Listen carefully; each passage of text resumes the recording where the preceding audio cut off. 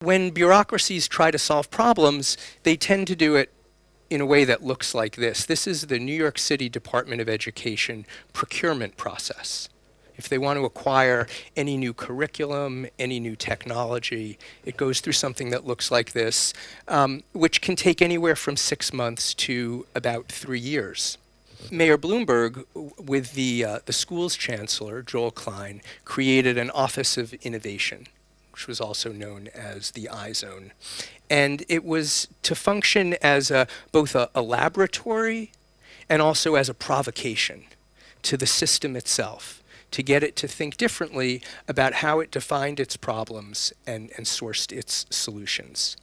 In the iZone, we decided to run a series of experiments, of demonstrations, to show how it could be different.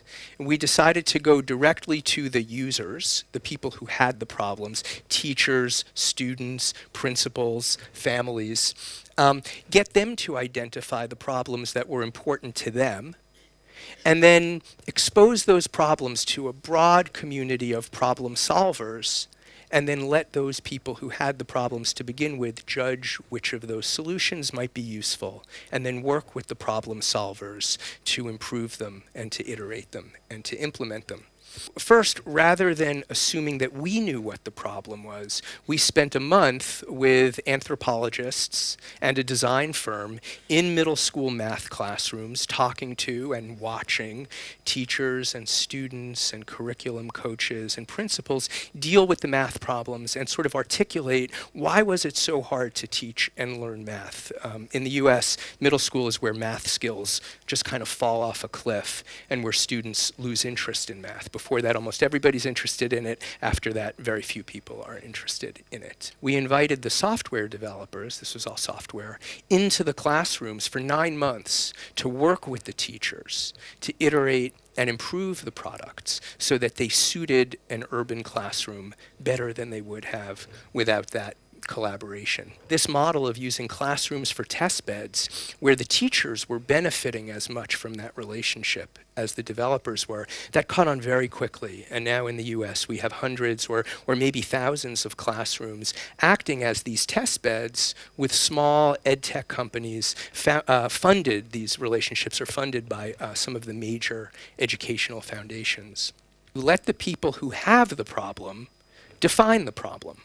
Let them speak to it. Because what a teacher in a classroom or a driver on a bus says the problem is almost certainly not what somebody sitting in the central headquarters who doesn't deal with this every day is going to say the problem is. So if you actually want to be useful, talk to the people that you want to be useful for. Don't tell your problem solvers what the solution should look like. Like, they're not robots. So let them use their creativity. Right? Let them use their experience. Let them use the way that their perspective is different from yours to add value. Because you're almost certainly going to be wrong about what the best answer is, because you're a human being. And so you want to leave room for other people's good ideas. Don't think that you're creating things for people. You're creating things with people, right? This is a collaborative process. The more you bring people in, I believe, the better the product is going to be. But this is also a social and a political process, right? If you want people to accept your involvement and accept this thing that you're doing with them, have them be in the loop. It just makes it much more likely that they're going to bear with you and forgive you when it's imperfect, and maybe overcome their skepticism and give it a shot if they were involved. You have to create a climate where making mistakes is kind of okay. And that was really what the job of the iZone was for. It was to try new things, and they didn't always work. And when they didn't work, we were like, okay, sorry, we tried that, it didn't work, let's try something else. And that's an attitude that people end up respecting. And again, it's a way of building trust. If you don't have the time, if you don't have the leadership that allows that process to take hold, then the change can be not very durable. And then when you get a new leader or you get a new policy, then things go back to the way they were, because these new habits don't have time to take hold. And schools aren't really set up for experimentation and validation for a whole bunch of reasons. So partly, again, it's about getting political permission The system has to want this to happen, and it has to reward people for trying it, even when those experiments don't work out. If you say, yeah, go ahead and try something new, and then the instant it doesn't work, you get slapped. Like, that's the end of it. What convinces people to do new things is they like it more.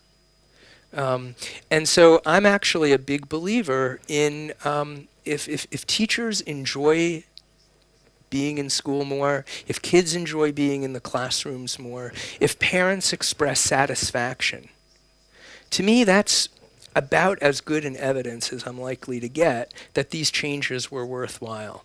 In the startup world, the way that's been found very effective to mitigate risk is to spread your risk by trying a lot of small experiments, knowing that a lot of them are not going to be successful, but the ones that are going to be worth really kind of reinvesting in.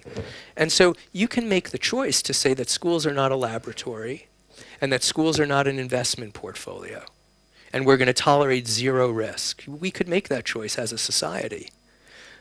But then we'll get exactly what we have right now.